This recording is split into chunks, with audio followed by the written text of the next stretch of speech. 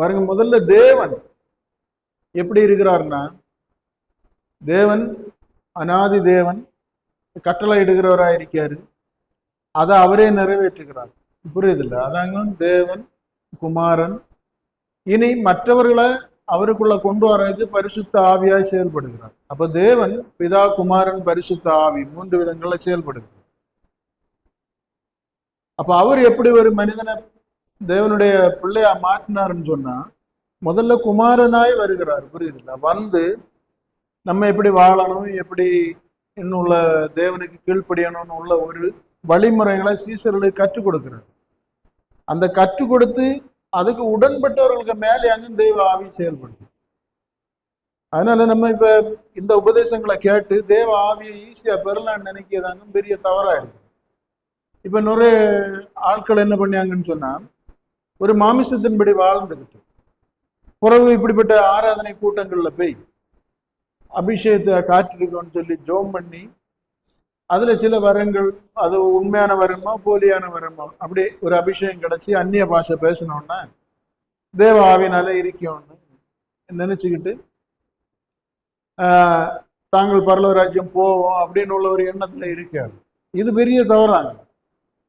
ஏன்னா தேவ ஆவின்னு சொல்லியது நம்ம வரங்கள் வேற. அதாங்க நான் பல தடவை சொல்லியது, வரம் வேற, தேவனுடைய ஆவின்னு சொல்லியது வேற. வரங்களை தருகிறது தேவனுடைய ஆவியா இருந்தாலும், தேவனுடைய ஆவியானவர் நமக்குள்ள தங்குறதுன்னு சொல்லியதெல்லாம் இலகுவான காரியம் கிடையாது. அதுக்கு சில நியமங்கள், வழிமுறைகள் எல்லாம் இருக்கு. இப்ப பாருங்க, சீசர்களுக்கு அவரை கூப்பிடும் போது அவருடைய அழைப்புக்கு உடன்பட்டு அவரை பின்தொடர்ந்தவர்களுக்கு சில வரங்களை கொடுக்கிறார். அவங்க போய் பிசாசுகளை எல்லாம் துரத்திட்டு வராங்க. அப்போ ஒரு கட்டத்துல ஆண்டவரே சொல்லுவாரு, அவர்கள் சந்தோஷத்தோட திரும்பி வந்து பிசாசுகள் தங்களுக்கு கீழ்ப்படுகிறத கண்டு சந்தோஷம் பேசும்போது அப்ப அவர் சொல்லுவாரு, இது இல்லை, பரலோக ராஜ்யத்துல உங்களுடைய ஜீவ புஸ்தகத்துல நீங்க போய் சேரும்படி ஆட்டுள்ளவர், இதுதான் உங்களை மேன்மை. அப்போ இதை நமக்கு தெளிவா தெரியணும், எப்ப நம்ம தேவ ஆவியை பெற முடியும்னு உள்ளதையாங்க. அப்ப தேவ ஆவினாலே தேவன் நம்மோட அசைவாடியது எங்க தேவ ஆவியானவர் நம்ம சொல்லி. ஆனா அதே சீசர்கள் தான், அதுல யூதாசும் ஒருவனாங்க, சீசர்கள் தான் ஏற்ற காலங்கள்ல சாத்தானால வஞ்சிக்கப்படும் போது அவனால இவங்க பின்வாங்கி போறதெல்லாம் நம்ம பார்க்கிறோம். உதாரணத்துக்கு யூதாசு, பேதுரு கூட பயந்து, ஆட்சி அதிகாரங்களுக்கு பயந்து தேவனை மறுதளிக்கிறது. அப்போ ஒரு வரம் இருக்கிறதுனால இப்ப அது நமக்கு நிறைய சொல்லலாம். இப்ப சாலமனுக்கு ஞானத்தின் ஆவி இருந்தது, சவுல கூட தீர்க்கதரிசிகள்ல ஒருவனா சொல்லப்படுறது. சரி, அது பழைய நியமம். அப்ப நம்ம இங்க வந்துடும். அப்ப இந்த வரங்களை வச்சுக்கிட்டு நம்ம தேவனுக்குள்ள இருக்கணும்னு சொல்லியது அப்படியே ஒரு நம்ம அப்படி இருந்துடக்கூடாது. புரியுது? வரங்கள் தேவன் சில இடங்கள்ல பாருங்க, ஒரு கழுதையை கொண்டு ஒருவனுடைய மதிகேட்டை, தீர்க்கதரிசியை மதிகேட்ட தேவன் கிளியர் பண்ணியாரு. புரியுதுல்ல? அப்ப தேவன் சில இடங்கள்ல அவருக்கு அவசியம் என்று கண்டால் தகுதியற்ற நபரையும் கூட அவர் பயன்படுத்துவார். அந்நியர்களை கூட பயன்படுத்துகிற இடங்கள் எல்லாம் இருக்கு. முன்ன புறஜாதின்னு ஒதுக்கப்பட்டிருந்தவர்களை கூட சில இடங்கள்ல அவர் பயன்படுத்தியதெல்லாம் நம்ம பார்க்க முடியும். புரியுதில்ல? ஆனா தேவ ஆவியை பெறுகிறது, இன்னைக்கு பரிசுத்த ஆவியை பெற்றேன்னு சொல்லியது எல்லாமே இந்த ஆவியை பெற்றோன்னா நம்ம ஒரு கூட்டத்துல போய் ஆவியை பெற்றோன்னா நம்ம பரிசுத்த ஆயிரோம்னு சொல்லியதெல்லாம் ஒரு தவறான முன்னுதாரணம். எப்படின்னா, இப்ப தேவன் தம்முடைய குமாரனை இயேசு கிறிஸ்துவை அனுப்புகிறார். அவர் இந்த சீசர்களை பிரித்தடிக்காரு. அவர் சொல்லும்போது உலகம் அந்த ஆவியானவரை பெற்றுக்கொள்ள மாட்டாதுன்னு தெளிவா சொல்லுவார். யோவான் இதுல பார்த்தா தெரியும். அப்ப அவங்க கேட்பாவை, நாங்க பெற்றுக்கொள்ளுது அப்படின்னு சொல்லும்போது, ஏன்னா இவங்க பிரித்தெடுக்கப்பட்டவர். அப்ப எதையும் செய்ய அவர்கள் உடன்படுகிறவர்கள், எதற்கும் கீழ்ப்படுகிறதற்கு உடன்படுகிறவர்கள், அந்த மனநிலைக்குள் வந்தவர்கள், அதற்காக எல்லாவற்றையும் இழந்தவர்கள். அப்படி அவருடைய பாத அடிச்சூடை பின்பற்றி அந்த ஒரு மேட்டருக்குள்ள நம்மளை கொண்டு வந்த பிறகுதான் தேவன் நம்மள மேல இடப்படுவார். அதுக்கு முன்ன இப்ப உதாரணத்துக்கு அவர் சொல்லுகிறார், நம்ம வாயில கொண்டு நான் என்ன சொன்னாலும் தேவனை கீழ்ப்படியன்னு சொல்லிட்டு போறோம். அவர் நம்மகிட்ட தேவனுடைய ஆவியானவர் நம்மகிட்ட பேசியாரு. நம்ம கீழ்ப்படியறனா முடிஞ்சுது. அது நம்ம பெரிய குற்றவாளி. கீழ்ப்படியாமைக்குள்ள போயிரும். தேவன் ஒருவரை அல்லது இருமுறை விளம்பியும் அதற்கு கீழ்ப்படியாதவன் குற்றவாளியாக. அதனாலதான் தேவன் அதே அநேகமாய் பக்குவப்படாத அல்லது தகுதியடையாத நபர்களோட பேசாம இருக்கிறது, அல்லது அவர்களை ஆளுகை செய்யாம இருக்கிறது. அதனால அவர் எப்பவுமே தீர்க்கதரிசிகள் இடத்துலன்னா அவருக்கு கீழ்ப்படுகிற எதை சொன்னாலும் செய்கிற மோச இடத்துல பேசுவார். மோசையிட சொன்னாரு, மேல ஏறி வா அப்படின்னு. அவன் அது மாதிரி ஏறி போறான். அவன்கிட்ட சொல்லியாரு, 40 நாள் நீ தண்ணி ஆகாரம் ஒன்றும் குடிக்காம இருந்துட்டு தான் வரணும். இந்த ஜனங்கள்கிட்ட சொன்னா ஏற்றுக்கொள்ள, இவங்களுக்கு ஒரு நாளுக்கு ஆகாரம் இல்லாட்டாலே முறுமுறுத்தைகளாங்க, சண்டை போட்டவங்க, எகிப்துக்கு போனா கொள்ளான்னு சொன்னவங்களாங்க. இவங்கள்ட்ட அவர் எதிர்பார்க்க முடியுமா 40 நாள் சரீரம் செத்தால அந்த தேவனுடைய கற்பனையை வாங்குகிறது? அதனாலதான் அவர் அப்படி எல்லாரிடத்திலையும் பேசுகிறது இல்லை. எல்லாமே ஆண்டவர் வெறுத்தல்ல, தகுதி அடையாத நபரிடத்துல பேசும்போது அது பெரிய குற்றமாயிரும். அப்படி நாம் தேவன் சொல்லி கேட்கிறேன்னா நம்ம பெரிய குற்றவாளியாரு. அதனாலதான் அவர் பேசாமலே இருக்கிறது. தகுதியை வளர்த்து கொண்டுதான் அவர்கிட்ட பேச முடியும். இப்ப உதாரணத்துக்கு நம்ம அவருக்கு அடையாளமா செய்யப்பட்டிருக்க ஆசரிப்பு கூடாரத்துல கூட உள்ள போனோம்னா நம்ம அதுக்குள்ள தகுதியான வஸ்திரங்கள், சில முறைமைகள், சடங்கு எல்லாம் செய்துதான் போகணும். அதுவும் அந்த காலத்துல அந்த கோத்திரத்தானா வேற இருக்கணும். அந்த கோத்திரத்தானா அன்றைக்கு லேவி கோத்திரம்னா அவன் என்ன செய்தான்னா, தேவனுடைய பட்சம் யார் வாரான்னு சொன்ன உடனே அவன் நான் வாரேன்னு சொல்லி வராத தன்னுடைய சகோதரர், தாய், தகப்பன் என்று பாராமல் அவர்களை எல்லாம் வெட்டி வீழ்த்தின அந்த இரத்தத்தை உடையவர்கள், அவர்களுடைய பிள்ளை என்கிற அந்த ஒரு தகுதியிலேயோ அந்த கோத்திரத்துக்குள்ளே வர முடியும். அப்ப நம்ம இயேசு கிறிஸ்து, அப்ப நாம தேவனுடைய ஆவியை பெறணும்னா இயேசு கிறிஸ்துவ உபதேசத்துக்கு உள்ள வந்து அவர் நிமித்தம் வீட்டையாவது சொந்த பந்தங்களையாவது இழந்தவன் அல்லது அந்த மனநிலைக்குள் வந்தவன், இழந்தவன் அவனை விட்டுட்டு ஓடியதில்லை, அதுக்கு ரெடி ஆகிறது. இப்ப ஒரு மனிதனிடத்துல தேவன் சொல்லுறாரு, நீ சென்னைக்கு போகணும். அவன் இல்ல எனக்கு பிள்ளை இருக்கு, குடும்பம் இருக்கு, வேலை இருக்கு, வரமாட்டேன்னு சொன்னா அப்படிப்பட்டவனை அவர் பயன்படுத்த முடியாது. அப்ப அப்படிப்பட்டவனுக்கு வீணா ஆவியை கொடுக்க மாட்டாரு. இந்த பொம்பளை எல்லாம் போய் கூட்டங்கள்ல இருந்துகிட்டு சும்மா இப்படி அபிஷேகம் பெற்று தேவன் அப்படி பயன்படுத்துகிறதே இல்லை. ஏன்னா தலையா இருக்கிற புருஷன் அதுக்கு வந்தாதான் ஸ்திரியா இருக்கிறவன் அவளுக்கு ஒரு அழைப்பு வரும். இப்ப ஒரு கணவன் மனைவின்னா கட்டாயம் அந்த புருஷனுக்கு அழைப்பு இருக்கணும். அல்லனா அவ புருஷன் இல்லாதவளா இருக்கும். அல்லாம இந்த மனைவி அவரு கூப்பிட்டாருன்னா, புருஷன் இல்ல சாப்பாடு சரீரத்துக்குரிய ஆகாரம் கூட அவன் போடான்னு சொன்னா அவனுக்கு இவன் கீழ்படியெல்லாம் செய்யணும். அப்ப இப்படி சபைகள் தாறுமாறா இருக்கு. தேவனுடைய ஆவியை குறித்து பேசுகிறது, அதை பெற்றுக்கொள்கிறது, இதுல எல்லாமே தாறுமாறா இருக்குது, குழப்பமா இருக்குது. அதனால என்ன பண்ணியாங்கன்னு சொன்னா, தேவ ஆவியை பற்றியான்னு கேட்கிறதும் தேவனுக்கு விரோதமான ஒரு செயல்பாட்டுல சபைகள் போயிட்டு இருக்கு. தேவ ஆவியை பெறுகிறதுனாலே நம்ம முதல்ல இப்ப ஒரு தேவ ஆவியை பெற்ற ஒரு மனிதனோடு தேவன் இணைக்கிறார். அதாவது அழைப்புன்னு சொல்லுற இப்ப பவுல மாதிரி நேரடியாக அழைக்கிறாரு. அவர்களுடைய தகுதியை கண்டாங்க ஆண்டவர் அழைக்கிறார். மற்ற மாதிரி அழைக்கப்பட்டவர்கள் சொன்னா ஏற்கனவே தேவனுடைய ஆவியை பெற்று அந்த இதுல வழி நடக்கிறவர்களுக்கு உபதேசங்களுக்கு கீழ்பட்டு அவர்களுக்கு கீழ்படி. அதாங்க என்னை அறிந்தா பிதாவை அறிவு, என்னை அல்லாமல் பிதாவின் இடத்துல வரமாட்டேன்னு சொல்லியிருக்கு. அதே மாதிரி உங்களை ஏற்றுக்கொள்கிறவன் என்னை ஏற்றுக்கொள்கிறான், என்னை ஏற்றுக்கொள்கிறேன் என் பிதாவை ஏற்றுக்கொள்கிறான். அப்ப தேவன் ஒரு மனிதனை அவருடைய சத்திய மார்க்கத்தை அறிவிக்கிறதுக்காக அனுப்புகிறாருன்னா ஒருவனோட கூட்டி சேர அந்த மனிதனை புறந்தள்ளி என்ன செய்ய முடியாது, தேவனிடத்துல வர முடியாது. ஏன்னா அவன் தேவனால் அனுப்பப்பட்டவன்.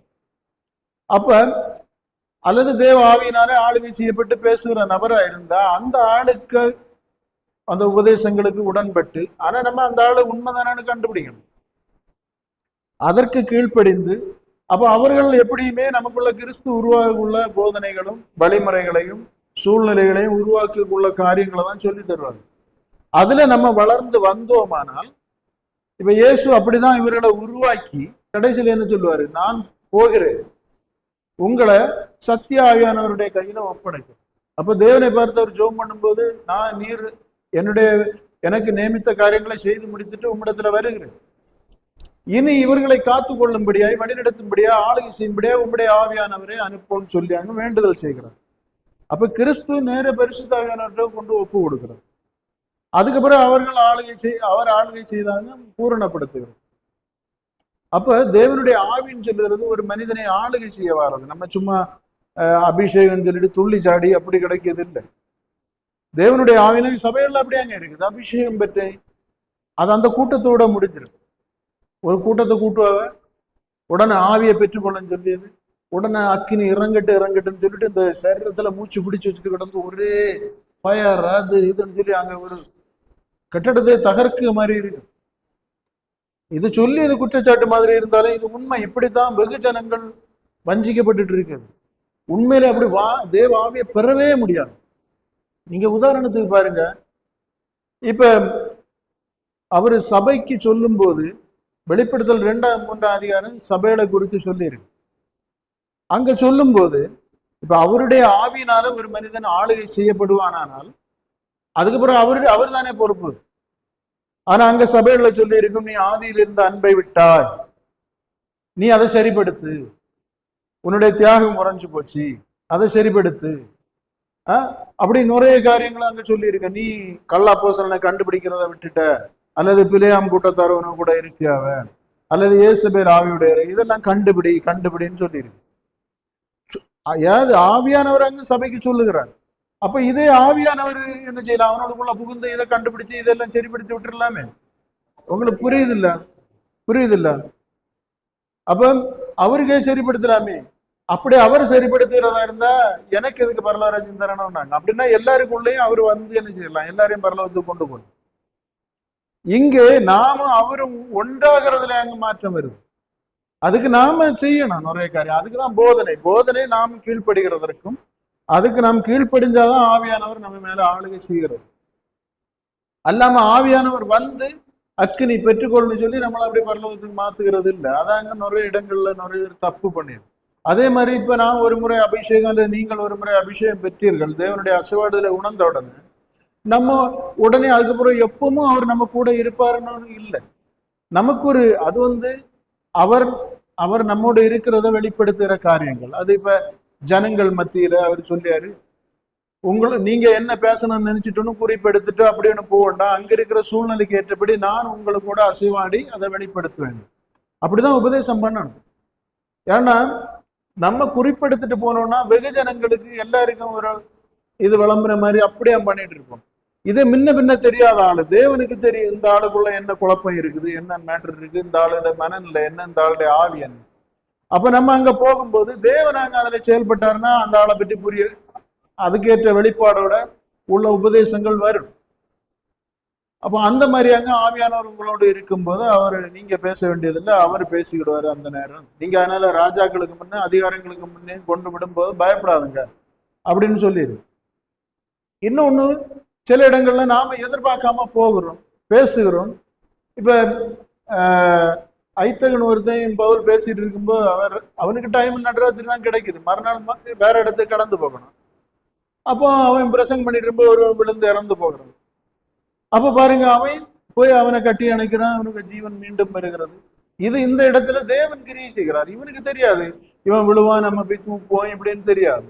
அதே மாதிரி சில இடங்கள்ல அற்புத அடையாளங்கள் எல்லாம் நடக்குதை பார்த்தா அந்த நேரங்கள்ல தேவன் அங்க அதை இது பண்ணுகிறார். அப்போ அதுல இருந்து என்ன புரியுதுன்னா இவர்களோடு தேவன் இருக்கிறார் என்று காண்கிறது.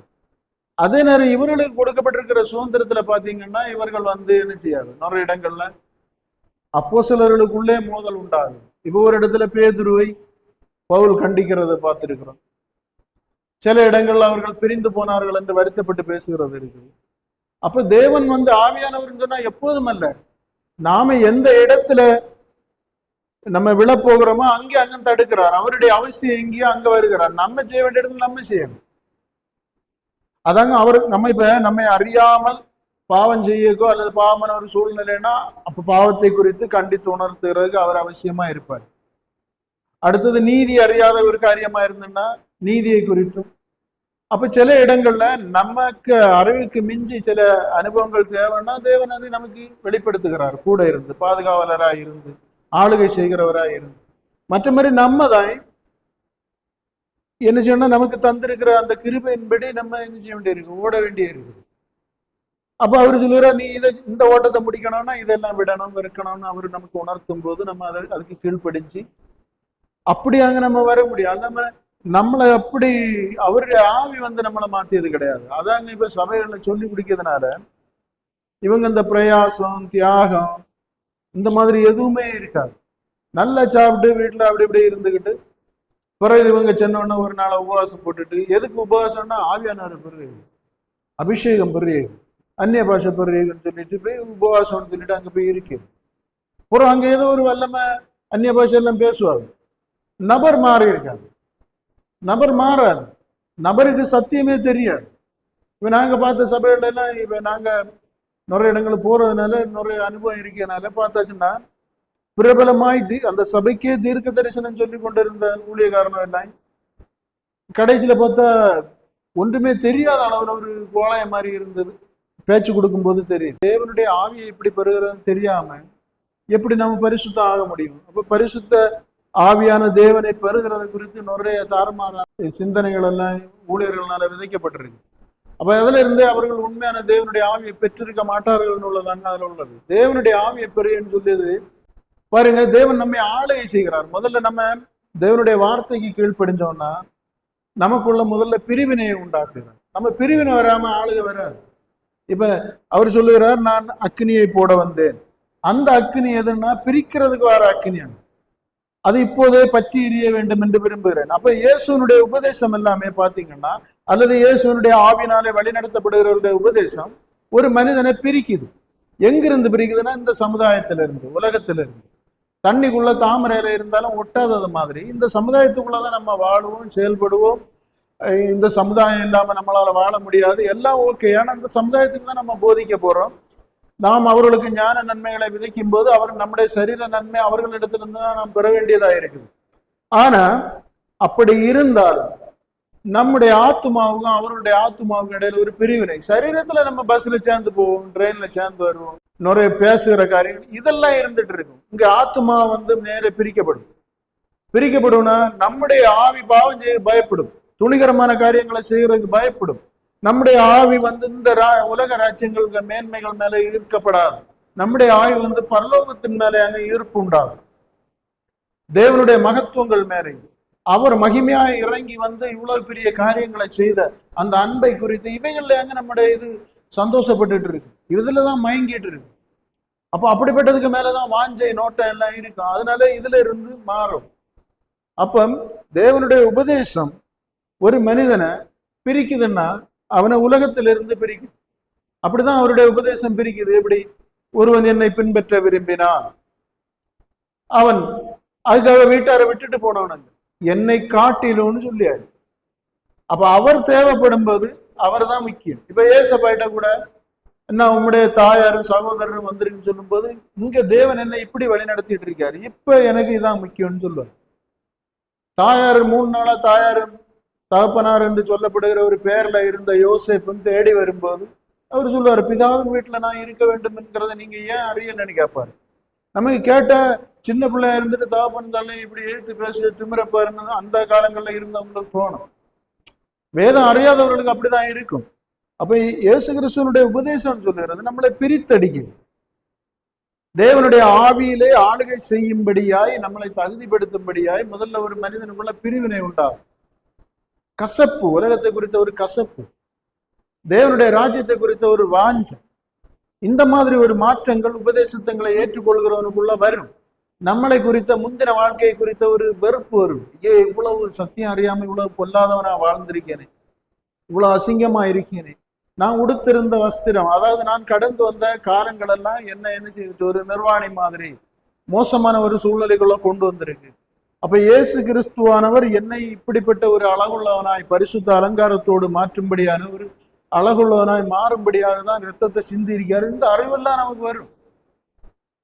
இதுக்கெல்லாம் இதுதான் நம்ம என்ன செய்யணும்னா மயங்க செய்யும். அந்த அதிசயங்கள் அற்புதங்களை ஆண்டவர் நமக்காக செய்த இதெல்லாம் நமக்குள்ள பொங்கி எழுந்து நாம் மனம் உவந்த இவைகளை விட்டு பிரிவோம். இதுக்கு உடன்படலைன்னா நம்ம வர முடியாது. அப்படி அதுல பிரிவினை வருகிறவர்களுக்கு தான் அதுக்கு உடன்பட்டு அதுல வரும்போது அங்க தேவ ஆவியானவர் நமக்கு மேல செயல்படுகிறார். ஏன்னா ஆளுகை செய்ய தேவன் வரும்போது, இப்ப நம்ம கூட பாருங்க, ஒரு ஆளை திருமணம் பண்ணணும்னாலே நமக்கு கேரக்டர் ஒத்துவருமை நிறைய தகுதிகளை பார்த்தாதான் அதுக்கப்புறம் அந்த குடும்பம் சுமூத்தா போகும். அதனால நம்ம முதல்ல சொல்லிடுவோம், எனக்கு இப்படி இப்படி இருக்குது. அதனால ஒளிவு முறை இல்லாம சொல்லி அவங்களும் அதுக்கு சம்மதிச்சு, வீட்டுல இப்படி பெற்றோர் இருக்கு, வயதான ஆட்கள் இருக்கு, இப்படி பார்க்க வேண்டிய எல்லாம் சொல்லி ஒத்து வந்து அதுக்கு ஓகேன்னா குடும்பம் சுமூத்தா போகும். அத மாதிரி இயேசு கிறிஸ்து சொல்லுகிறாரு முன்னாடி, என்ன பின்பற்ற விரும்பினா இப்படி இப்படி வரும். இடுக்கமான வாசல், உலகத்துக்கு மாதிரி வாழ முடியாது. அடுத்தது சிலுவை வரும், உங்களை பகைப்பார்கள், நீதி நிமித்தம் நீங்கள் உபத்திரப்படுவீர்கள், நீங்கள் ஆவியில் எளிமையா இருந்தாதான் வர முடியும். அதே மாதிரி நீங்கள் உலகத்துக்கு வெளிச்சமா மாறணும், உப்பா இருக்கணும், நீங்க உங்களுக்கு என்று வாழ முடியாது. இவ்வளவு உபதேசங்களை எல்லாம் நம்ம 4 சுவிசேஷங்கள்ல பார்க்கும். அதை தான் அவர் சொல்லுவாரு, நீ யுத்தம் பண்ண போனீன்னா ஒன்னு 20,000 பேர் எதிர்த்து வரான், நீ 10,000 பேர் தான் இருக்கேன்னா ஒன்னில் அதை எதுக்கணும்னா அதுக்குள்ள பலனை நீ உருவாக்கணும், இல்லைன்னா நீ சரண்டர் ஆகி போயிடணும், இல்லாட்டா அவன்கிட்ட மத்தியஸ்தம் பண்ணிட்டு போயிடணும். அதே மாதிரி தேவனுடைய ஆவியானவர், நீ என்னோடு கூட வருவாயானால் உலகத்தை பகைக்க வேண்டிய வரும், இந்த ஆயுமண்டல சேனைகளோடு யுத்தம் பண்ண வேண்டிய வரும், ஒன்னு நீ நினைக்க முடியாது, பந்த பாசங்களுக்கு அடிமையா இருக்க முடியாது, அடுத்தது ஆசைகளும் இச்சைகளால நீ உறவாட முடியாது அப்படின்னு எவ்வளவோ காரியங்களை நமக்கு முதல்ல உணர்த்துகிறார்.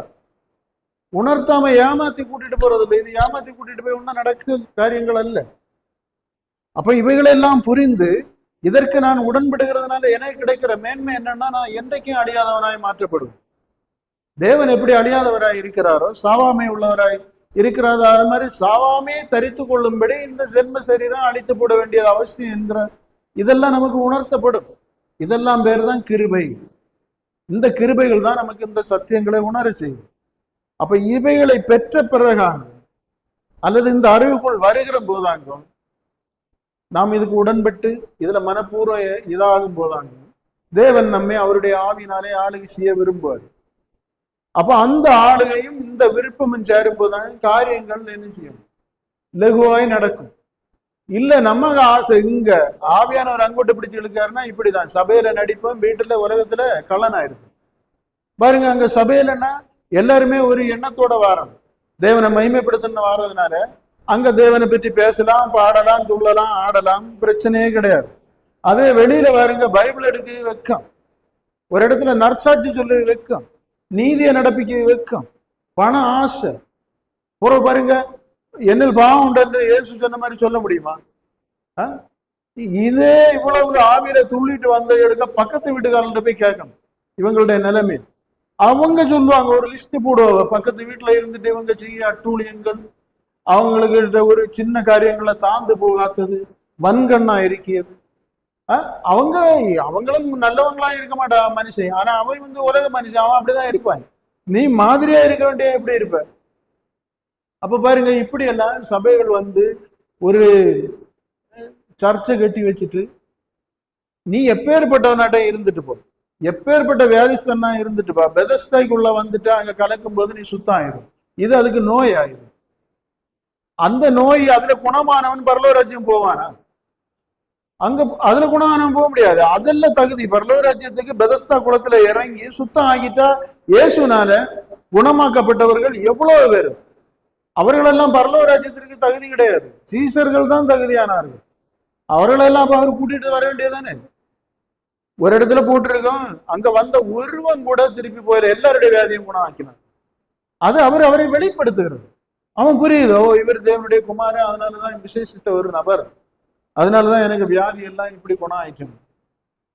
அது தகுதி கிடையாது. உடனே அவன் பரலோராஜ்யம் கிடையாது. இல்ல, அவங்க சொல்லியது பெதஸ்தா குளத்துல முங்கின மாதிரி இங்க இது பெதஸ்தா, இங்க வந்துட்டா தேவனுடைய ஆய் ஊற்றப்படிய இடத்துக்கு நீ வா, உனக்கு தேவனுடைய ஆய் ஊற்றப்படும், மாமிசமானவன்கிட்ட போகாத, இது ஸ்பிரிச்சுவல். இங்க வந்துட்டீங்கன்னா இங்க கிடைக்க ஆவிதான் உண்மையான ஆவி, உனக்கு பரலோராஜ்யம் பேசிட்டு இருக்காரு. தேவன் அப்படி, தேவன் மனிதனிடத்துல ஏமாறியவர், அல்லது மனிதன் தேவனுக்கு நீதிகளை கற்றுக் கொடுக்க முடியுமா? நம்மை ரட்சிக்க வந்த தேவன் நம்முடைய எல்லா மனதும் மனநிலையும் இனி செய்ய போகிற காரியங்கள் இதெல்லாம் பார்க்கிற தேவன். நம்ம ஆத்மா ஒருபோதும் தேவனோடு உடன்படலைன்னா தேவன் நம்மோட இடைபெறுகிறதே இல்லை. அதாங்க பாவம் செய்கிற ஆத்மா சாகும்னு சொல்லியிருக்கு. ஆத்மா தேவனை குறித்து அறிகிற அறிவு இல்லாம இருக்கிறது நல்லதல்ல நான் சொல்லியிருக்கேன். ஆத்மான்னு சொன்னாலே நம்ம இப்ப அறிவு ஒத்துக்கொள்ளும், இது நல்லது இது கெட்டதுன்னு. அறிவு ஒத்துக்கொண்டாலும் சரீரம் ஆவியும் சேர்ந்த பேர் தான் ஆத்மா. இந்த ரெண்டும் ஒத்துக்கொள்ளாது. அது சரிதான், ஆனா இப்பத்தைக்கு முடியாது, நாளை பார்ப்போம் மத்தினா பார்ப்போம் அப்படி இருக்கும். ஆத்மா தேவனை குறித்து வாஞ்சிக்கிறதுனாலே இந்த ரெண்டும் சரீரம் ஆவி உடன்பட்டுனாலே உடனே அதை தேடும். அது இச்சையான காரியமா இருந்தாலும் சரி, ரெண்டும் உடன்பட்டு இருந்தா உடனே அந்த இச்சை வேணும்னு தோணும். அதே மாதிரி தேவனுடைய காரியம்னா தேவனுடைய காரியத்திற்கு உடன்படும்.